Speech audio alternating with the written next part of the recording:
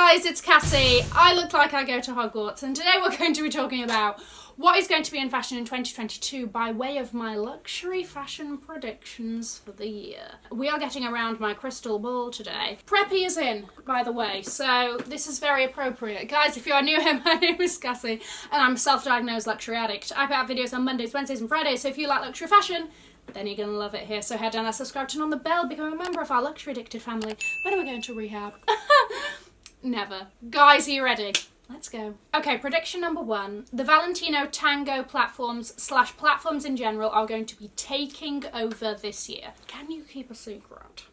Okay? Just there. Okay? They're going to be in a haul soon. Couldn't resist. Obviously, platforms are a massive trend for 2022, but I didn't expect to be seeing them this early, okay? These have sold out a number of times. There are restocks, but my gosh, you have to be quick. This is only the beginning. We're going to be seeing way more of these Valentinos, I'm sure of it. Now, aside from Valentino sweeping up, a lot more brands are going to be trying to grab a bit of Valentino and Versace's success. Now, if we cast our minds back, for Spring/Summer 2022, we saw Saint Laurent send the models down in these very like pleasers style, the tallest of the platform shoes down the runway. Poor women were struggling, they really were, okay? I've not seen so much imbalance in a runway for a very long time. And we don't know whether or not those are going to be produced, but I think if they are produced, they're going to be super limited. But we're going to be seeing way more wearable versions too. Even brands that haven't really done much of a platform before are jumping onto the platform train. Amina Mwadi's, for example, I know she's focusing a little bit more on platforms this summer as well. Interesting things, get your platforms out, dig them out of the closet, brush the dust off, get in them, let's teeter-totter away. Prediction number two, Mugler is on the rise. We're going to be seeing much more of Mugler. So, definitely over the last year, I think Mugler was really enjoying some time in the spotlight, and deservedly so. Deservedly. Is that a word? Correct. Okay. So, I've been enjoying this. They have a new creative director, and he is just really tapping into the sexiness that Mugler has always been and was, but making it way more like current, and it's really carving out its own sort of like futuristic-y, sexy path. Now, we obviously saw Mugler in a lot of celebrities in 2021, and I think that is definitely going to continue. But a lot of the pieces are also very easily styled, much more on the wearable side for the average consumer. So I think it's going to continue to do very well. I think especially something like the tops, which are priced sort of between like £250 to £500. There's a lot of versatility in them. You can wear them in different ways. I think that those are going to be particularly popular just because you can change them up easily. It's not as crazy a price point as the blazers, the leggings as well. I think we're going to be seeing a lot of, because they're also in that price range, and again, quite versatile, but also very Mugler. So whether we're going to be seeing head-to-toe Mugler looks with a pop of Mugler, or like Mugler mini dress situations, it's going to be Mugler, get your Mugler sodding goggles on. We are only going to be seeing more. Number three, this is painful, socks and sandals. Now, I thought it was an isolated incident when Hermes sent Sandals down their Spring/Summer 2022 runway with leather socks built in, or sort of designed to be part of the shoe. Don't know if that you can take them out and switch them out and be, I want to have a sandals and socks day, I just want sandals. I don't know. But the fact that sandals and socks are a fashion moment, trend, whatever, is worrying. When it comes to shoes, we're really on both ends of the spectrum here. We've got like super comfy dad around the house, and we've also got like super high stripper-esque pleasers. It's an odd time that we live in. This is just my prediction, okay? And I've only seen it once, but I wouldn't be surprised if this is something that like Chanel come out with their version for like an autumn winter, so that you can wear your dad's sandals in the winter kind of thing. Or Prada. For some reason I see Prada doing a similar kind of thing. And the thing is that the sock may not be built in, but I reckon that it will either be styled with or sold like as a sock that sort of comes with it, or is to be worn in tandem. I don't know. That's my prediction. Next category, bowling bags. I think these are going to be having a moment. Now, this is part of the Y2K appreciation movement, Y2KAM. Dior sent a few of these down the runway for spring-summer 2022. Very sort of classic bowling bag-esque, with the leather and the white sort of stripes and all of this. Very cute, very that 2000s vibe. There we've seen it in a very sort of obvious way.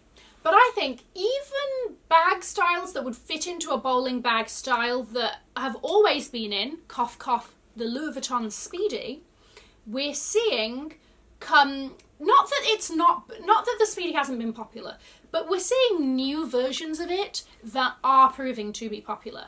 They came out with the Louis Vuitton Speedy 20. They're coming out with the Speedy Nano, because we all love tiny things now, in different variations soon. Louis Vuitton Men's came out with the City Keepall, the Keepall XS. So I reckon we'll be seeing more brands churn these out.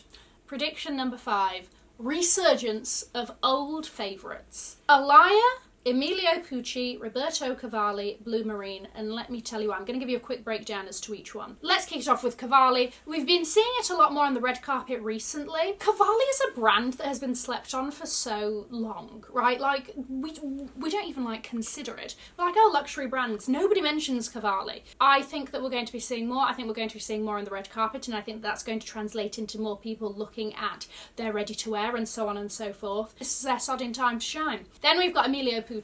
I've made this joke before, but it's so good I'm going to make it again. Mariah Carey to Christmas is what Emilio Pucci is to spring-summer. They come alive in spring-summer. They are resort wear to a T. I think previously they haven't done well with kind of like making more casual silhouettes, okay? It's always like Emilio Pucci bikini and a caftan, thank you very much, goodbye. But they have recently come out with some like loungewear styles, like a silk short, a cotton short, in their very signature Pucci prints that I think are going to do very well. Then we've got Alaïa. Alaïa has always been great, laser cut, that like, the silhouettes have always been fantastic, okay? But I think that they're going a little bit more trendy. By the way, when I say trendy, people always think trendy is a bad thing. I don't think so. I think trendy in the fact that it's like a little bit more modern, bringing them a little bit more up to date. We all know Alaïa for its like glorious classic tailoring, but aside from that, what else? So they recently launched a swimwear line with their iconic laser cutout. Great move.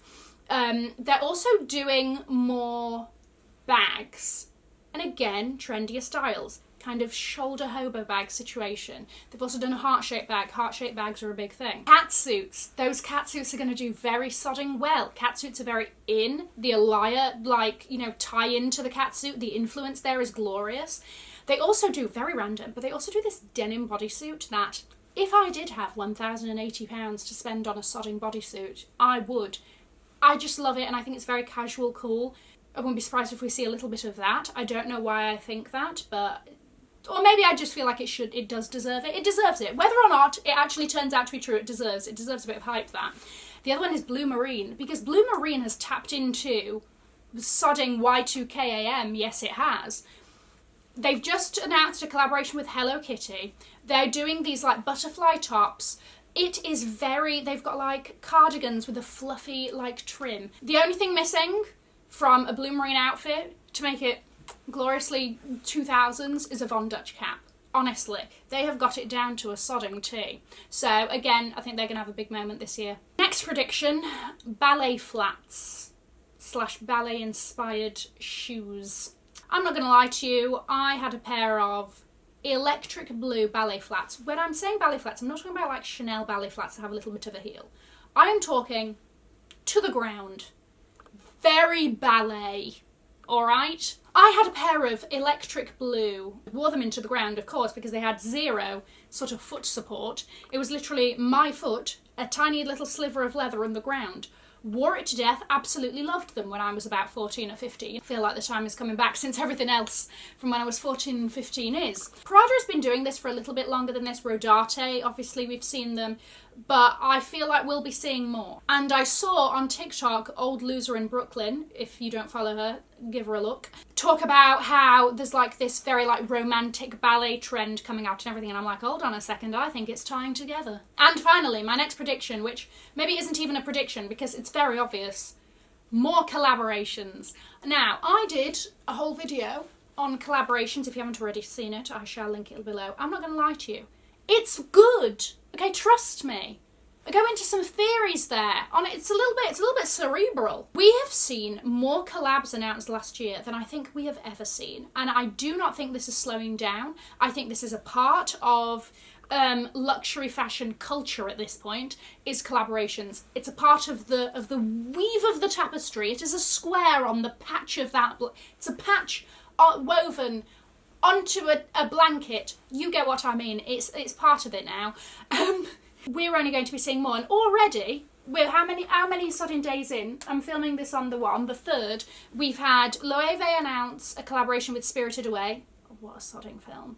And Blue Marine and Hello Kitty, to name but 2. Obviously this year we've also got Fendace, the Fendi Versace swap, not a collab, swap, coming out in May. While I don't think that there will be, I might be wrong, but I don't think there's going to be heavy hitter fashion brand with heavy hitter fashion brand again this year. I might be wrong, but I don't think so.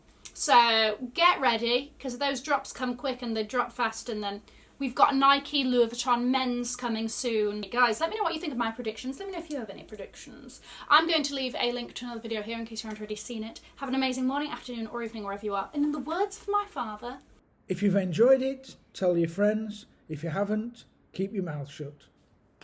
I'll see you in my next video. Mwah. Bye, guys.